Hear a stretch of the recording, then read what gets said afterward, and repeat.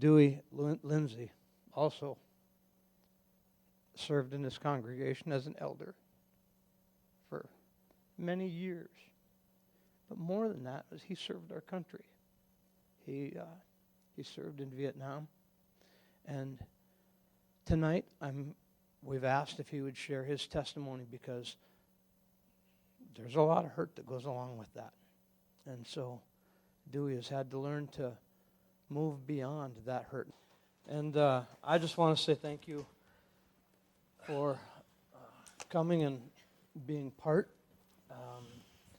Dewey and I have just, in order to make this a little bit more comfortable and a little bit easier go. Try to anyway. Try anyhow. We got the box of Kleenex here close. We both got extra water. So Dewey, I'd just like you to tell your story. You grew up just north of town here. Yeah, I grew up out by Strawberry Lake. Lived on a farm out there and went to grade school. One-room schoolhouse. One-room schoolhouse. There was 3 of them out there in the Strawberry Lake country, and they were about 2 miles apart.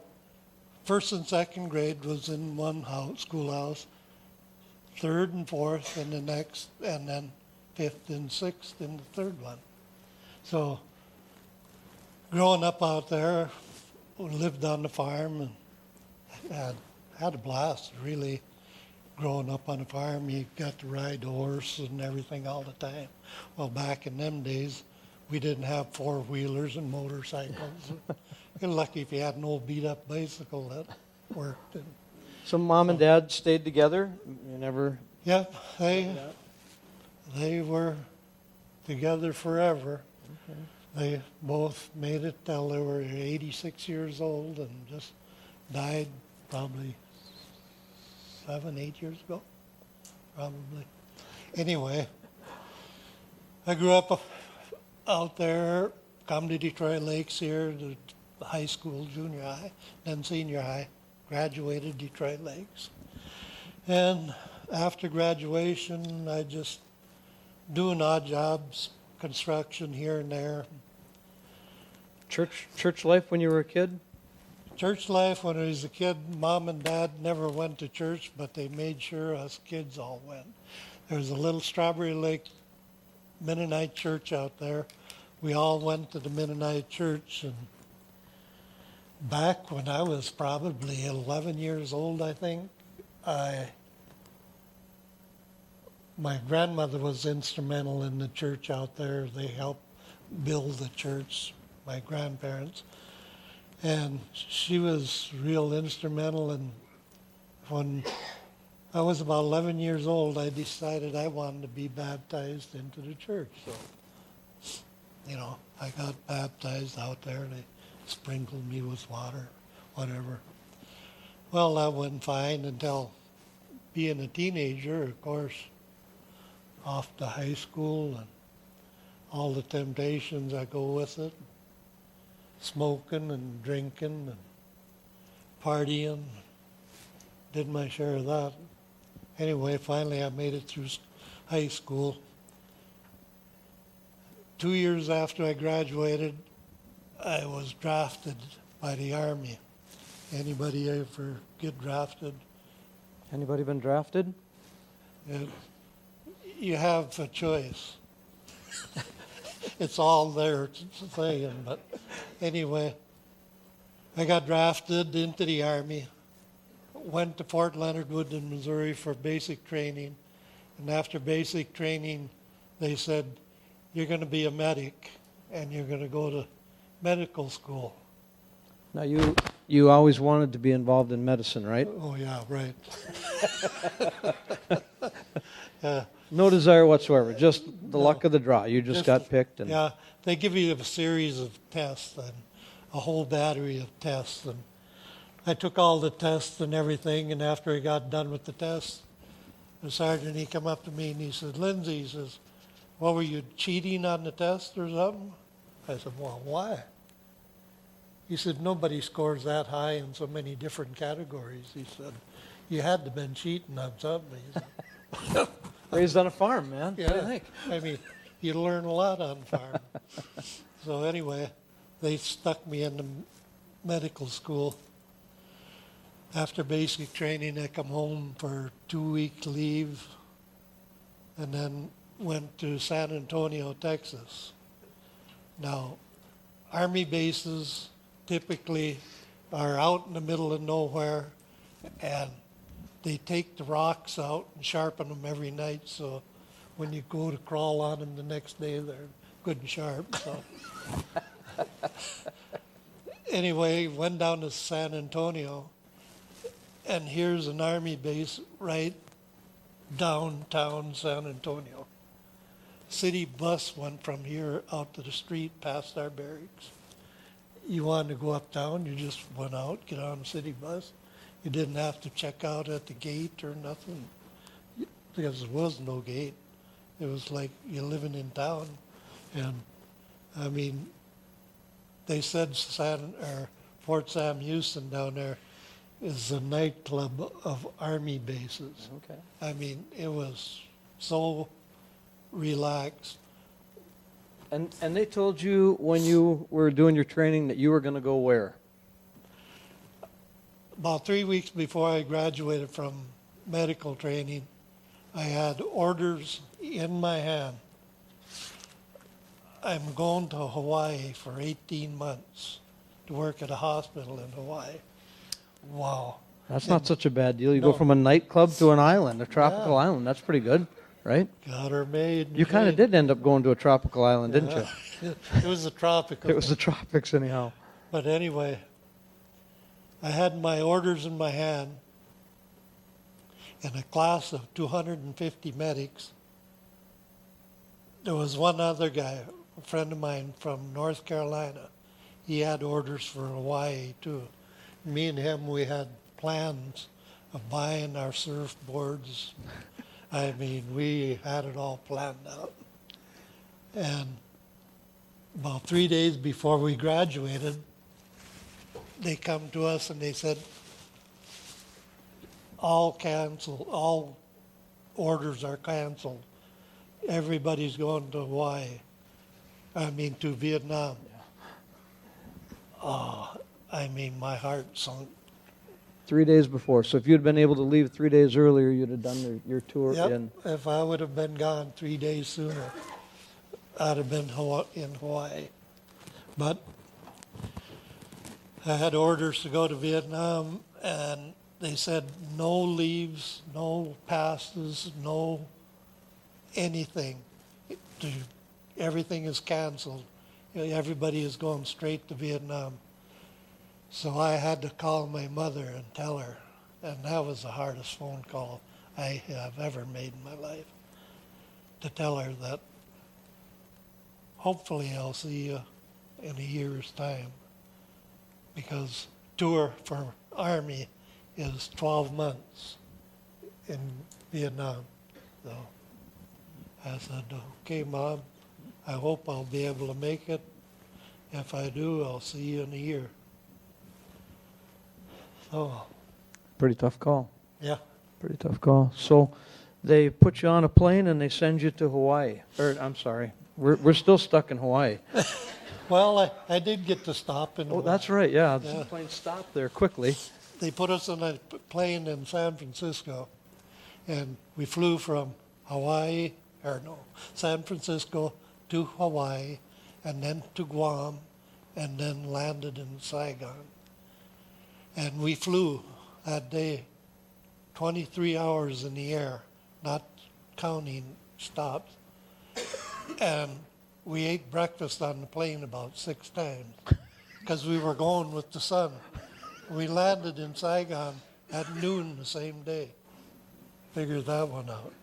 So you left at dark 30, and in one day, and you land that same day at noon, and I'm sure they had quite a welcoming committee for you.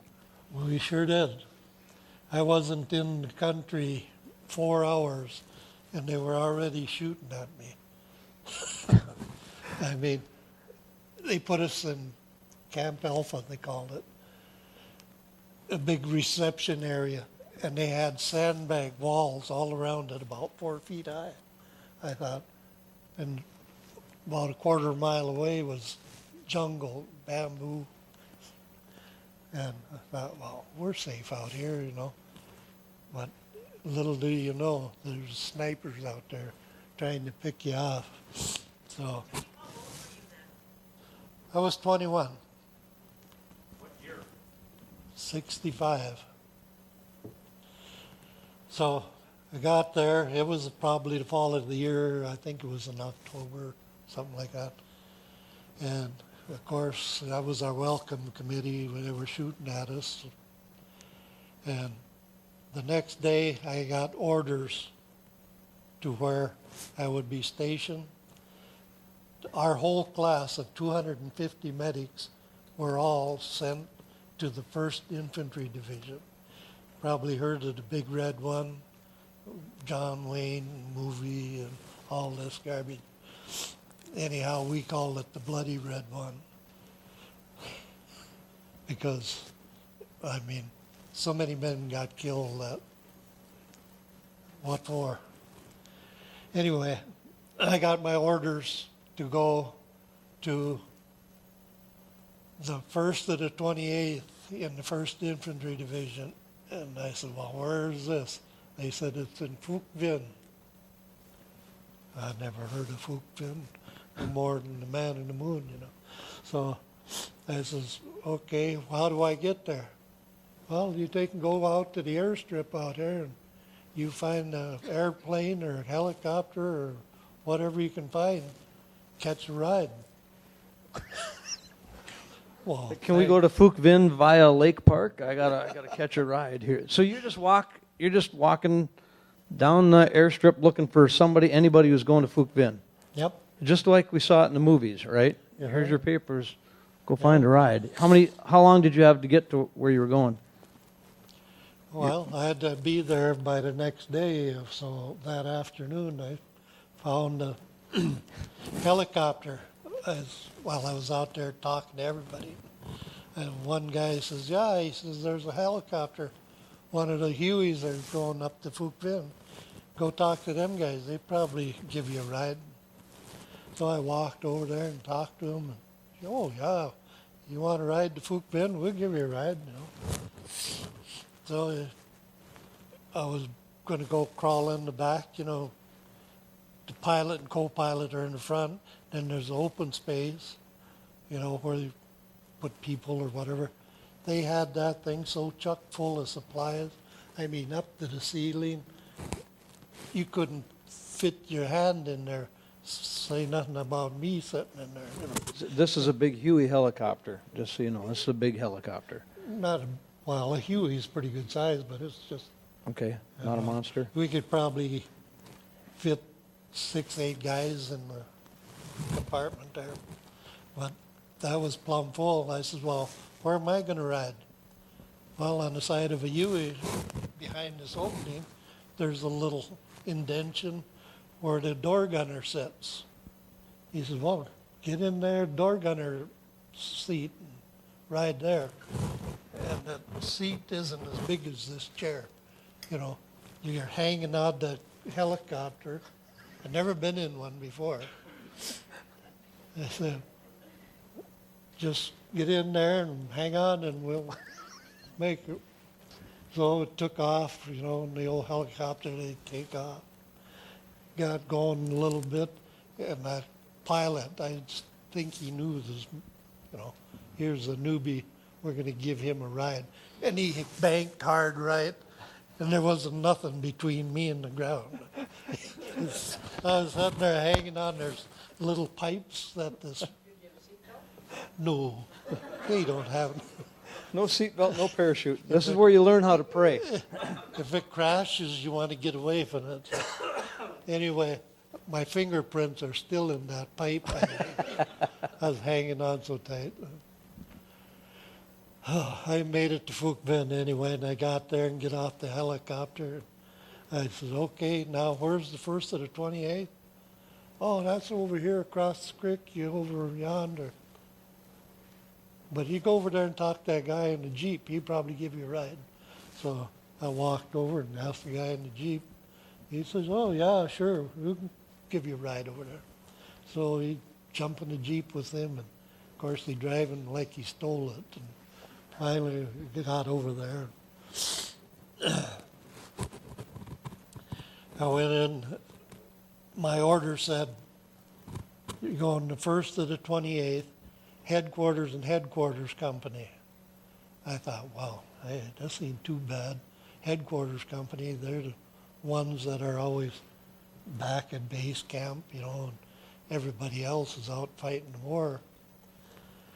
Little did I know, all officers, mechanics, cooks, clerks, and medics are all part of headquarters company. And then you're assigned out to different companies. So it doesn't mean you stay there No, at all. I was there for maybe 5 minutes. The guy looked at my papers and he says, oh yeah, you're going to Bravo Company, 1st to the 28th. And I said, well, where is that? Oh, you just walk down the street here a little ways. There's a lot of walking around finding people. You found out that the infantry walks everywhere they go, except Huey's. We put on more miles in Huey's than the airborne did because we were always going somewhere, to somewhere or back.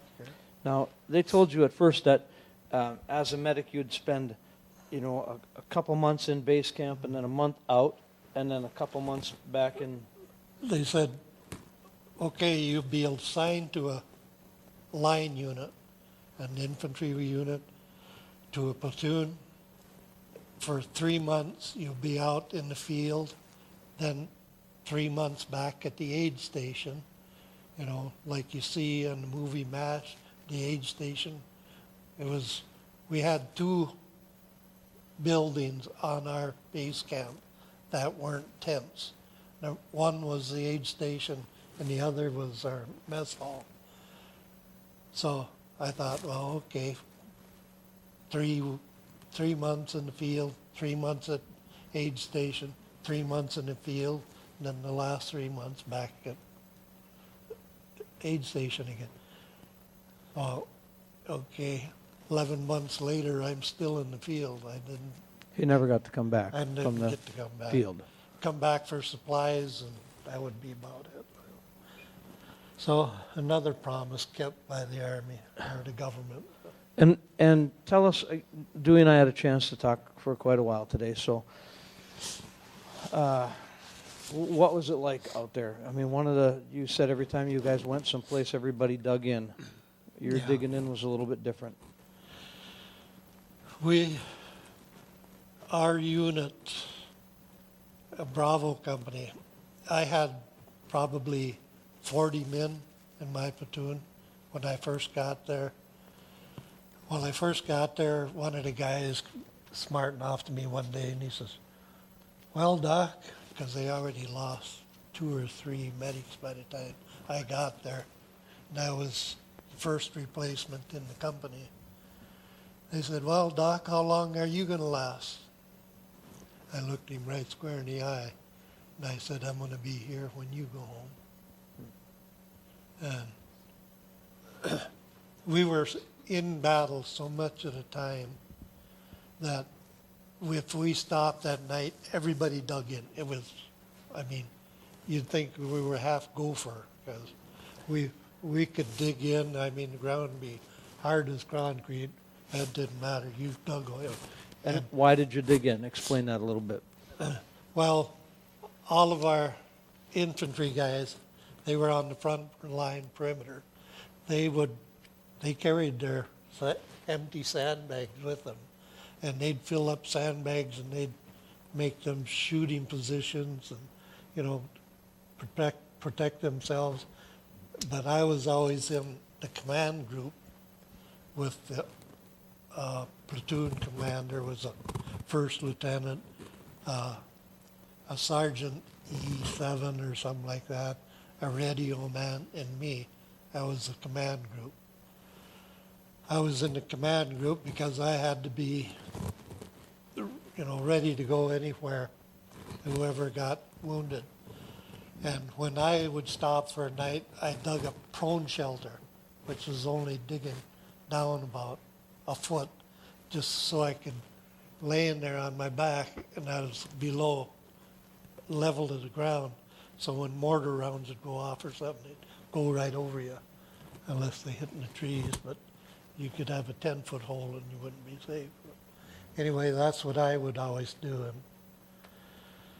And your first call to medic, your first... Yeah, just a few weeks into it, we were in some minor skirmishes before this, but we went out on operation, and it was a company-size operation, so it was a lot of men, a lot of soldiers. And we were going through the jungle, and we come to a clearing. So rather than going across, you never walked across the clearing. You went around it. Anyway, we come there and we stopped, and it was about noon, so we sat down for lunch, open your cans of sea ration, and sitting there eating, and heard a single shot, one shot go off. I looked over, and one of the machine gun ammo bearers tipped over. I went running over there. He was like from here to the window from me. Went over there, and here he got shot right straight through the heart. Sniper got him. I worked on him for 10 minutes probably. I trying to revive him. There was nothing I could do.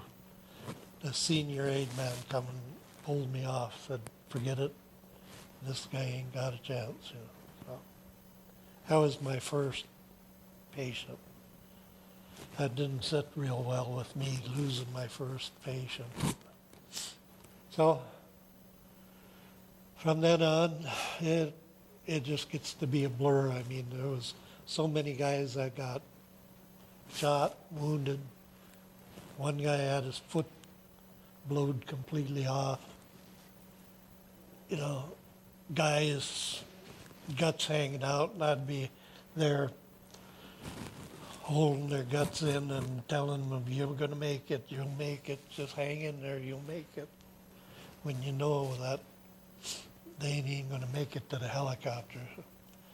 And I call in dust-off choppers, and they'd come in.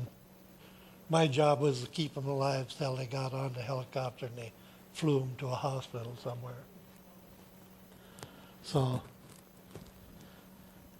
anyway, this one night, we just got done with a big battle. We had the enemy surrounded, and there was parts of 4 divisions. It was us, the 173rd Screaming Eagles, 25th Division, and another one. We had them surrounded right on the Cambodia border, and it was probably a strip about 8 miles long and 3 miles wide.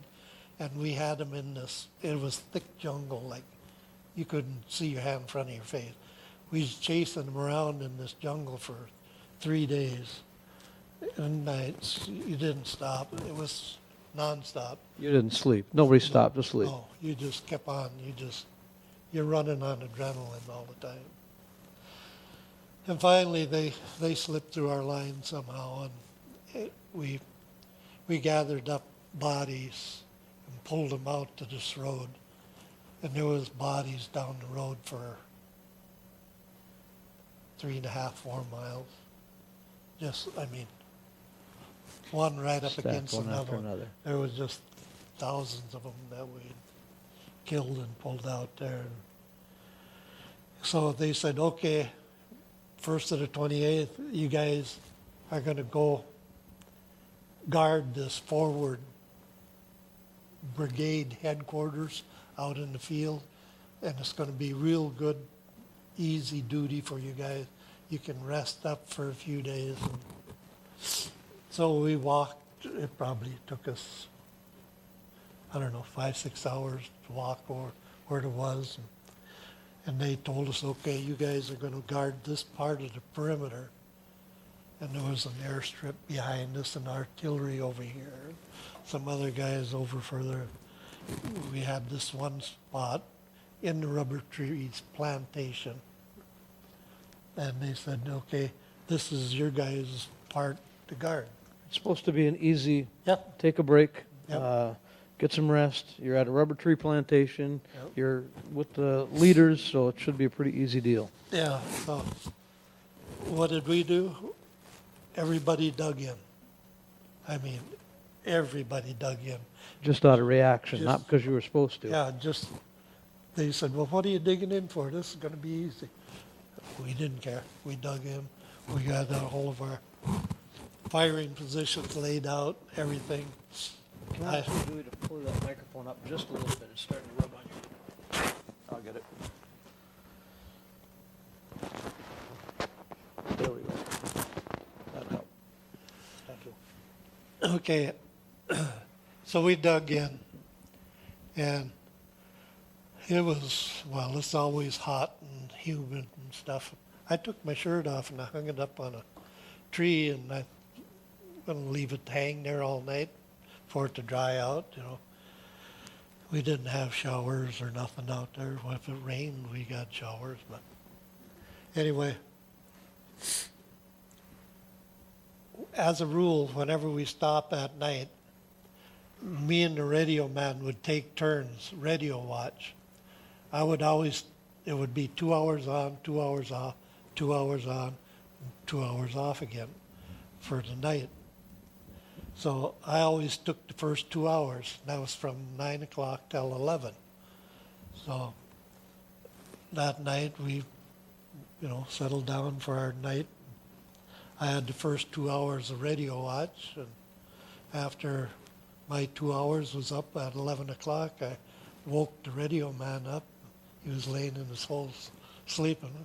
Woke him up. He was a big Pollock, yeah. He's a big guy, about the same size as Scott. He was a radio man, so I went over and I said, hey, Ski, time for your radio watch. So he gets up and he goes over and sits by a tree where I was sitting, radio beside him. And I went over and got in my hole, and I no more than laid down. Off in a distance, I heard this bloop, bloop, bloop, bloop, bloop, bloop, bloop. Mortars going off. They're dropping them down the tubes. I hollered, Ski, hit your hole. And he just dove headfirst into his hole, into his little. And the first 6 mortar rounds hit right in our command group there. If he wouldn't have hit that hole when he did, he would have been a screen door.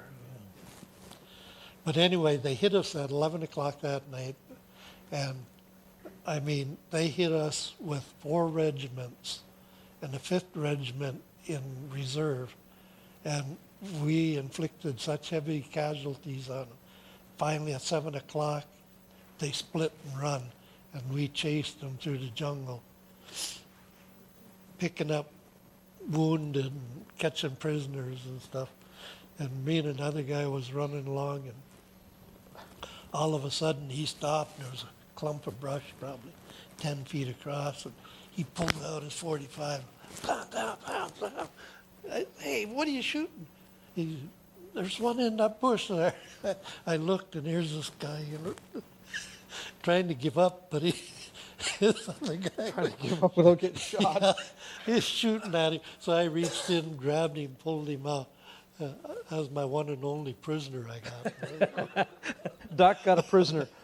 So anyway, when we got back after we got done chasing them for I don't know how many hours, they were loading up all these dead soldiers that we'd killed that night. And I come to find out that we killed 265 enemy that 8-hour stretch that night. Oh, it was such a bloody go of it that night. It was terrible, and that was just one of them. So you had one battle, one incident that was really bad with you and the other medics. Yeah, this is about, after I'd been there 11 months, I suppose, I only had about a month left. Everybody kept a short timers catalog or calendar. You crossed off the days on the calendar, and you knew about the day you were supposed to leave from the day that you got there, 1 year later. And I had about a month left to go. And while we were out on this big operation, the engineers come into our base camp, which was all tents. I mean, everybody had tents to sleep in.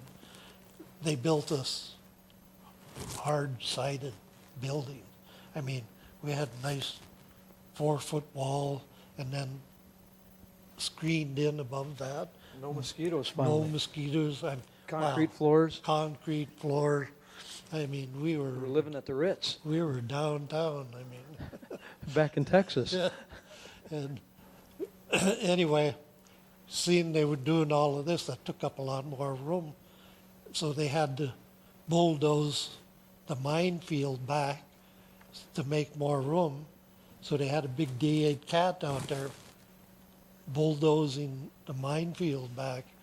So we were in the aid station, a bunch of us medics. I suppose there's 20 of us in there. All of a sudden we heard an explosion and somebody hollering, "Medic, medic." So there was 7 of us, 6 guys besides myself. We grabbed a couple of stretchers and went running out there. It was probably 100 yards out. And here's a D8 cat sitting out there, and the guy slumped over in the seat. Well, one of the mines got him. So we run out there. We stayed in the tracks of the cat so we wouldn't be stepping in the minefield. Got out there. He looked like a screen door, and just blood oozing out all over. And we got him pretty well, holes plugged up on him, and got him down off the cat. And the guys loaded him on one of the stretchers. And okay, so we're getting ready to take him to the aid station. So there was 3 guys on each side of the stretcher to carry him off. And I was the odd man out. And they had an extra stretcher, so I turned around, bent over to pick up the stretcher, and an explosion went off behind me. Here is a bouncing Betty. If you don't know what a bouncing Betty is, it's an anti-personnel mine. It'll jump up on the ground about 3 feet and then go off for more effect. Well, it had effect, all right. It got all of them and never touched me. All 6 of the medics and the bulldozer driver were killed, and I never got a scratch. The Lord had a plan for God my had life. other plans. One more story before we're going to kind of change gears here. You, at one point, you were going to take a little bit of R&R.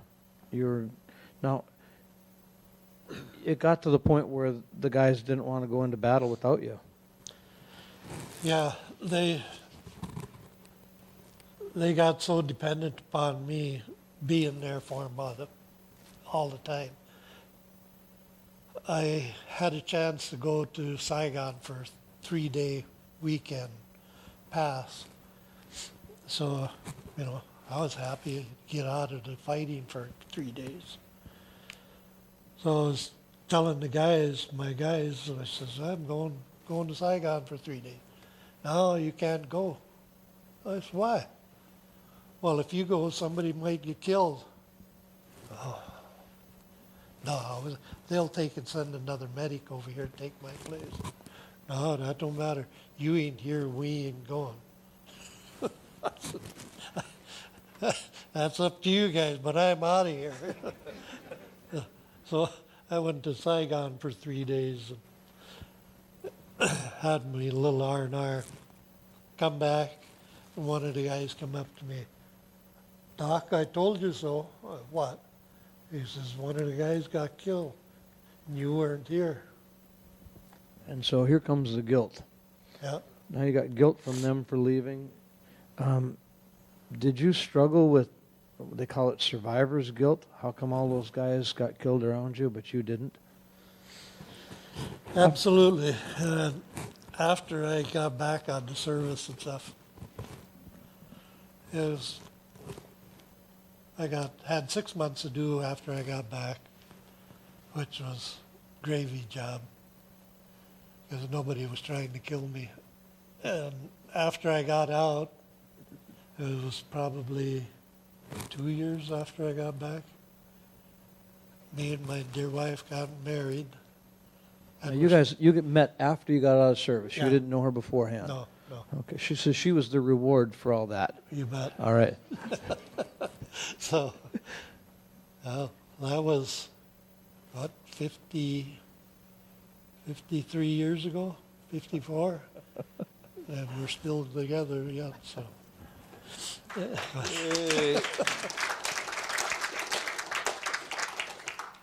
So after you got back, though, things just weren't all butterflies and unicorns. No, see, the Army's infinite wisdom, they don't deprogram you. Well, they didn't back then anyway. I got out of service and you were free to go, whatever. They didn't tell you that this war can sneak up and bite you at any time. For 35 years probably, my wife was telling me, you should go get some help. You should go get some help, for PTSD, post-traumatic stress disorder, they called it. For all the killing and stuff that I seen, and finally I said, okay, I think I do need help. So I went into the vet center in Fargo, and they told me about a program they had at Topeka, Kansas, at the Veterans Hospital down there. They have a 12-week in-house therapy, intense treatment for post-traumatic stress. Okay, before we go there, I want to step back in time a little bit. You got out of the military first, and that first 4 or 5 years, how did you deal with the pain? Real good, I thought. You how'd that go, Lorraine? Not so good. I tried to drown it. I self-medicated with all the beer I could drink. It was terrible. A functional alcoholic. A functional alcoholic, but I didn't drink during the week. Just on the weekend. Friday night come, I made up for lost time. It was that way for probably 5 years. Okay, so here's the part I want us to understand. Okay, so he didn't get any help. You'd said that Vietnam was in a steel box. It was in a room. I had it in a room with a door on it, and that door was about that thick, steel door. And I got a foot pedal right here on the floor. Anything bothers or anything, I can hit that pedal and that door will shut, and it ain't going to bother me. So in your mind, that trauma, all that problem was locked away. Yes. And so that didn't have any effect on you at all, right? So I thought. In your mind, yeah. But you had to drink every weekend in order to be able to bury it. Yeah. And tell us about your sleeping habits. Well, for probably 30 years or more, I never slept more than 2 hours, 3 hours max a night. I could go to bed and go to sleep in 5 seconds flat for 2 hours. Then I'd be awake looking at the ceiling, looking in the doorways. I'd be on guard the rest of the night. Guard duty kicked in.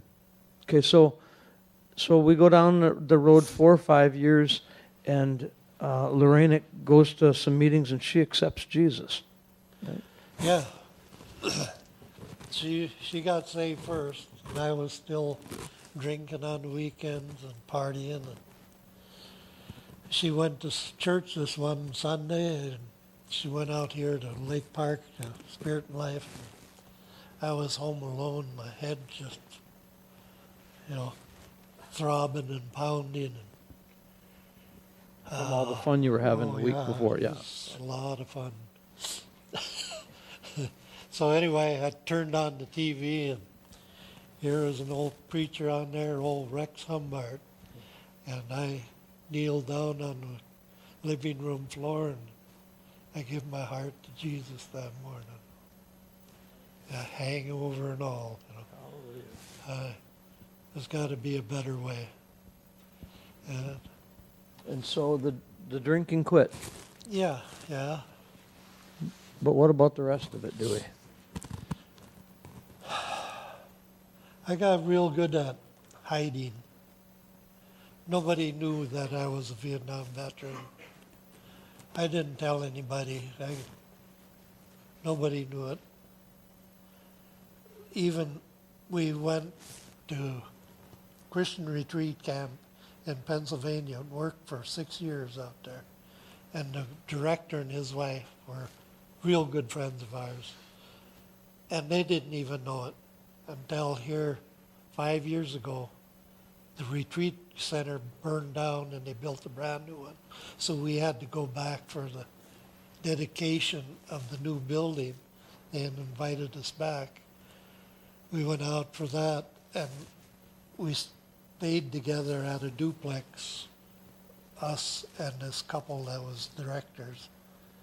And one evening I got telling him about my Vietnam experience, and he couldn't believe it.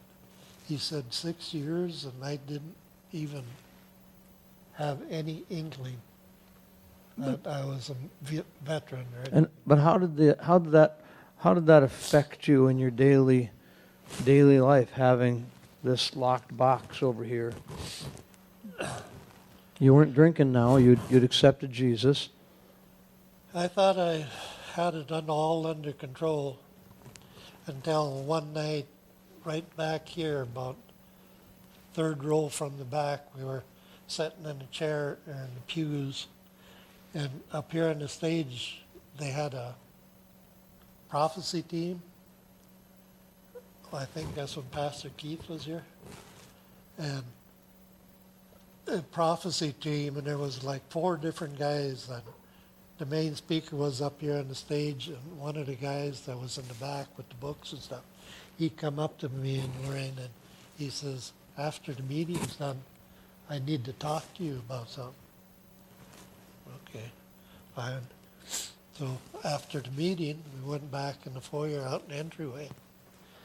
And he says, the Lord has showed me something. He says, do you know anything about a dark room? It's full of snakes and spiders and all kinds of evil stuff, and stinks, and it's horrible and dark. And he says, does this mean anything? I says, no. I can't think of anything. He said, well, that's okay. He says, just put it on the shelf. It'll come to you someday, Maybe I'm off the, maybe I'm not hearing this right or something. So, okay. So we left. Was it the same week or something? A couple of weeks later, we were going, we were part of a marriage ministry team that we were area directors. We had to go.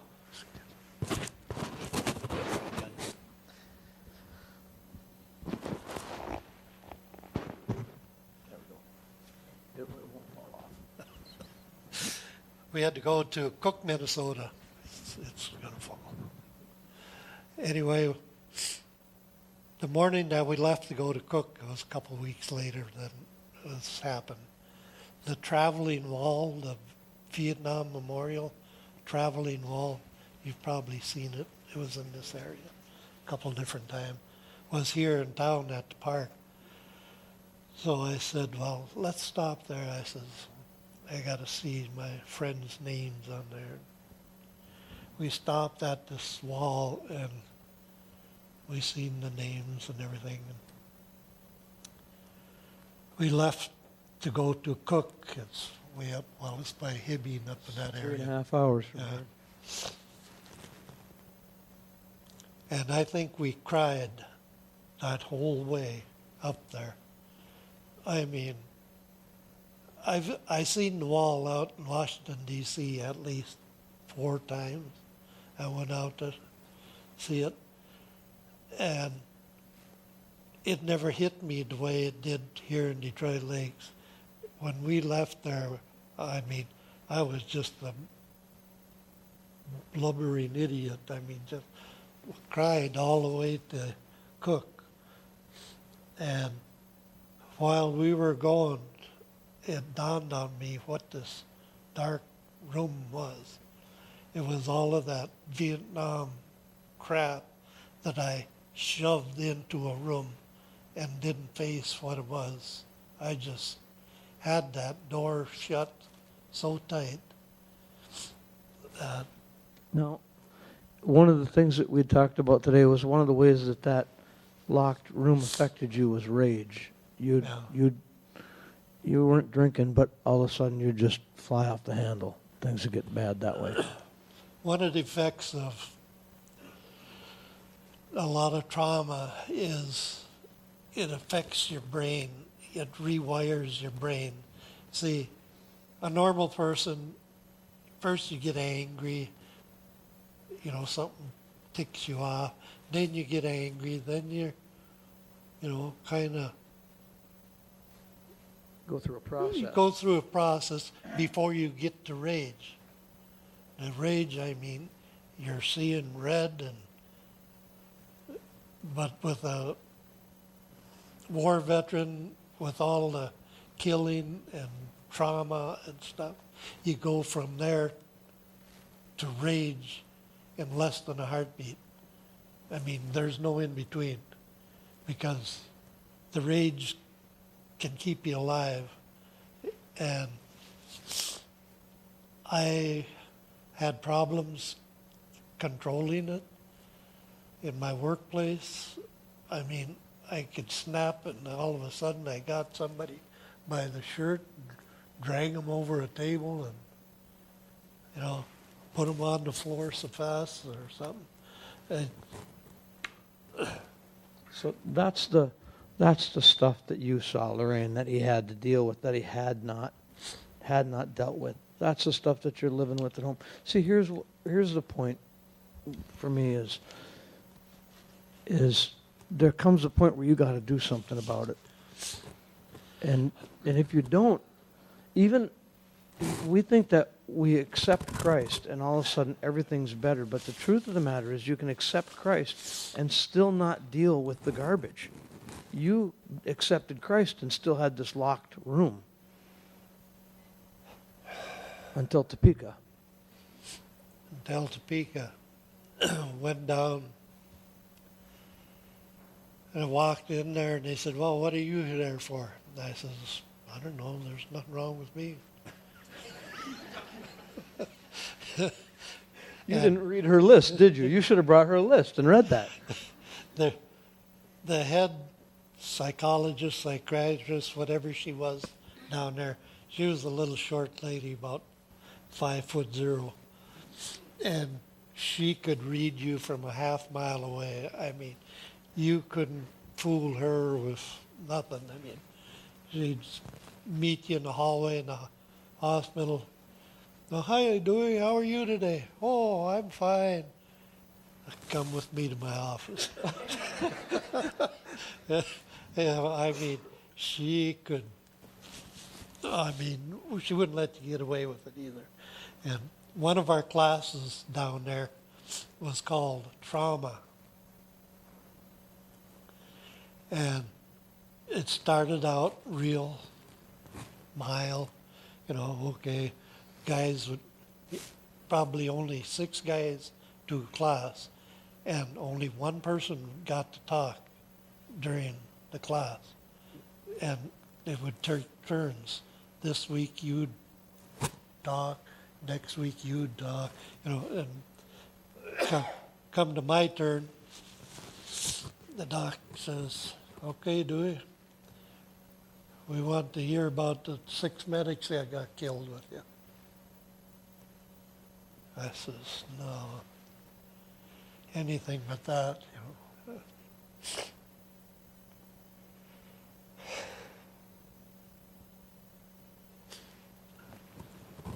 I wasn't going to do this. Anyway, I shared it with them, and I told my story, but what I remembered about it.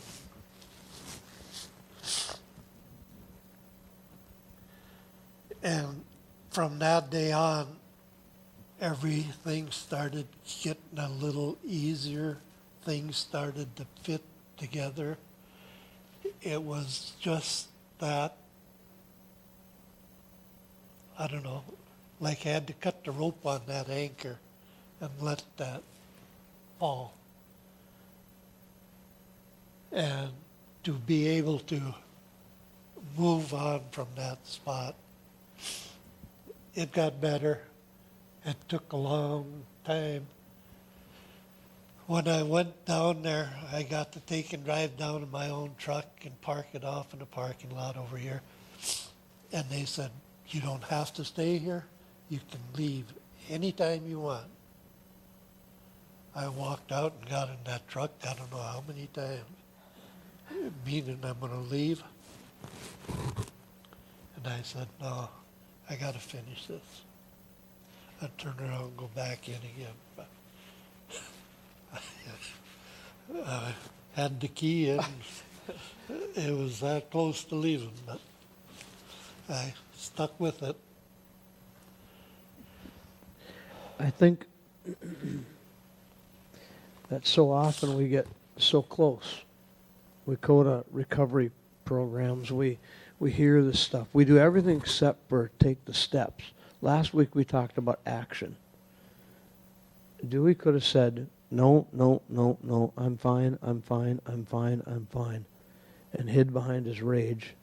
And Lorraine would have been the only one to see it for years, maybe, until he killed somebody or until he killed himself. But he did something about it. He actually went so far as to take action. The Bible says we need to confess those sins that we might be healed. Confess those things. I didn't want to have Dewey come tonight just to tell you all the gory stories. He's got a bunch of them, I'm telling you. He's seen more things than anybody should.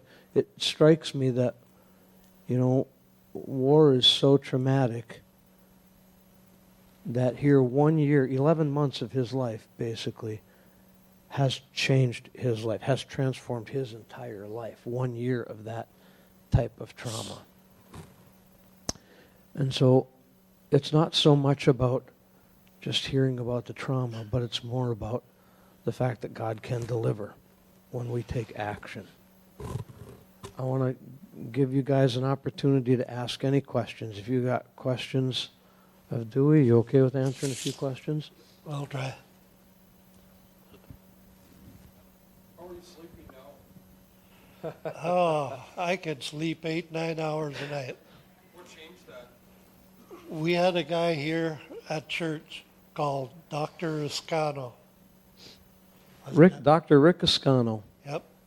And he was, I don't know what he was preaching on there. Talking He was talking about some prophetic stuff as well. Yeah, and he was, He was actually a psychiatrist. He's an Assemblies of God psychiatrist. He actually deals with some of the worst criminals. he's a Yeah. forensic psychologist. Forensic psychologist, Yeah. yeah. Anyway, when he took break, my dear wife come up here and asked him, "Can you give any suggestions for my husband. He's a Vietnam veteran, suffers from PTSD. And he says, yeah, come to me after the service. So we came up here, and he told her exactly It was How? remarkable. how to pray for me every night when I'd go to bed. Lay hands on my head, and he listed the words and the things that to pray for in my brain. This needs to be activated. This needs to be shut down. And he would tell her exactly how to pray and to do it every night. Then within, 2 months? About 2 months, I was sleeping 8 hours a night. Lay hands on his head every night. That's what he told. Pray every night. I want you to put your hand here and pray for this. I want you to put your hand there and pray. I'm watching this thinking, it'd be kind of interesting. Let's see what happens. I mean, I don't know. I wonder if I should bring this guy back. Anyhow. So, yeah. So now I can sleep. If you care to do it, you share with us, because I never heard the story about the worn-out coin you got in your pocket. What, my silver dollar? Yeah. Oh, it's just a silver dollar I got from a guy that I'd pick up and bring into town when I was working. And I carried this silver dollar in my pocket. I don't know what I got. So much candy in my pocket I got. Anyway, is a Eisenhower head silver dollar, and that thing is about as smooth as this table. I've had it in my pocket for 50 years? Just about. You don't know it's a silver dollar. I've seen it. Yeah. It looks like a silver slug. Just Yeah. other questions?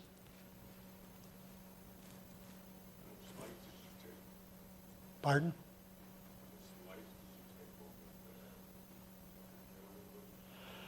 I don't think I did. No, I was always too busy working on our guys. There was times I got in behind an M60 and I was laying down the lead. I don't know if I hit anything, but yeah, I mean, So as a medic, you were saving Yeah. people instead of shooting. all I people. carried was a 45. And guys would come up to me, Doc, how come you're carrying a 45? What if you get in a big battle? You might need something. I said, if that day comes, there'll be plenty of rifles laying around. Yeah. I can pick one up. All I ever carried was my 1911 45, serial number 1029576.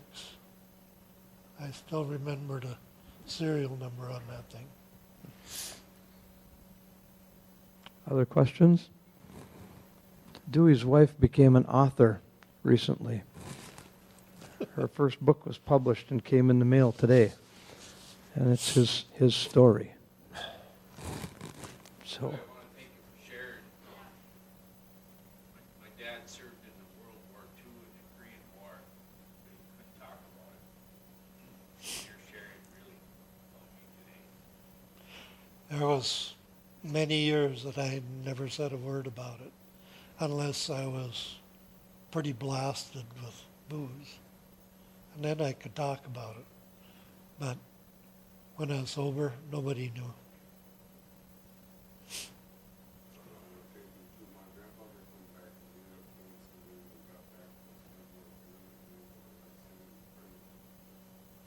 Yeah,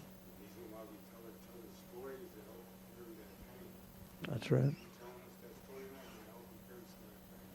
yeah. Yeah. Thank you. Amen. Yeah.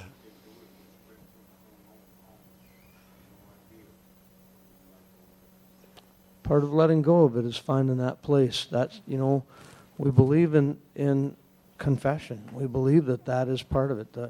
In AA, it's the fifth step, right, Bob? And finding somebody that you can unload that garbage on. is what set you free, right? Is opening that door and going back in there. Until then, the devil has you captive.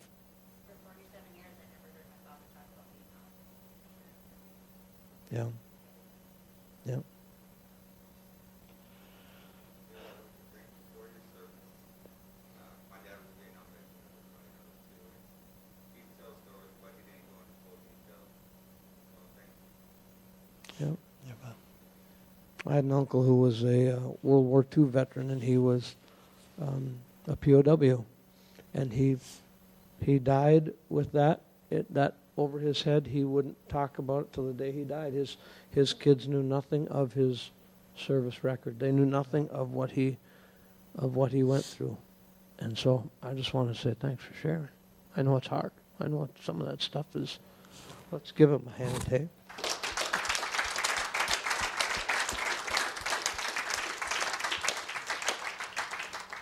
Well, we got about 5 minutes left. Is there anything else you'd like to say? I want to give you the last.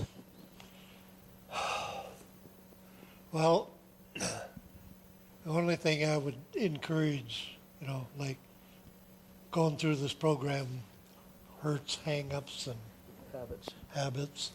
Don't give up. I mean, I could have given up down in Topeka, got in my truck, and never looked back, but I didn't. I stuck with it. I mean, the healing that goes on, it's worth it. It hurts, but it's worth it. Amen. Share that story just about the guy at the vet center. That you were thinking of committing suicide. Oh, yeah. This was, not very many years ago, probably 5, 6 years ago. There was me and another guy from our area out here, Rick, Oh, and okay. we were going to the VA for a support group. And there was a young guy. He was a Desert Storm or Iraq, whatever, one of them wars over there. In our group up there was a real tight group. It was mostly Vietnam veterans, but we had this Iraqi vet and a couple other guys.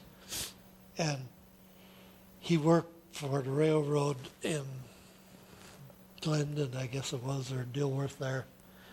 And he would come to our meetings for a while, and then he would quit, and then he would come back again. And this one day he come back in there, and he come up to me and he says, "Doc, I want to thank you." I said, "What?" He said, "I want to thank you. You saved my life." Really? I said, "How does that happen?" He says, "Well, I was in here." He says, "One of the first times I come in," he says, "I was ready to go and commit suicide. And you told me," he says, "How did I do it?" And I said, I told him, "You're no better than the rest of us." I says, "We all got that same problem that we have to overcome to get through this. And we need every one of us sitting around in that circle. That's the only way we're going to make it." And he kept coming back, and he says, "I was ready to go commit suicide that day." And he said, "What you told me," he said, "changed my mind." So he said, "Thank you for saving my life." Let's give him a hand. I was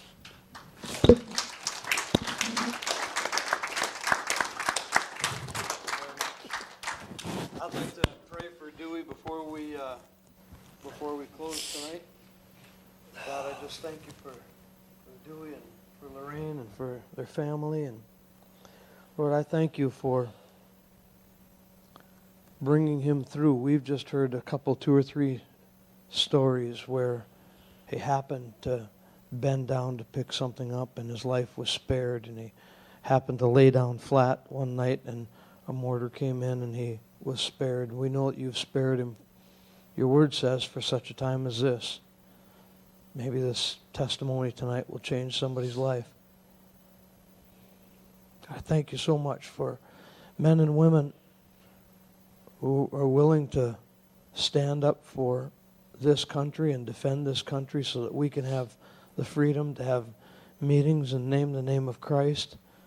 I thank you that beyond this war, there's been a spiritual battle that Dewey had to face, and through forgiveness and through confession, through action, he was able to see the enemy defeated and bring healing back to his marriage and to his wife and to his family. God, I just thank you for him. I thank you for the gift that he is to this body and this community. And I ask you to just bless him. Thank you for his service. I just thank you for who he is. And thank you for sparing him. In Jesus' name. Amen. Amen. Amen. Thank you. Bless you, Lord.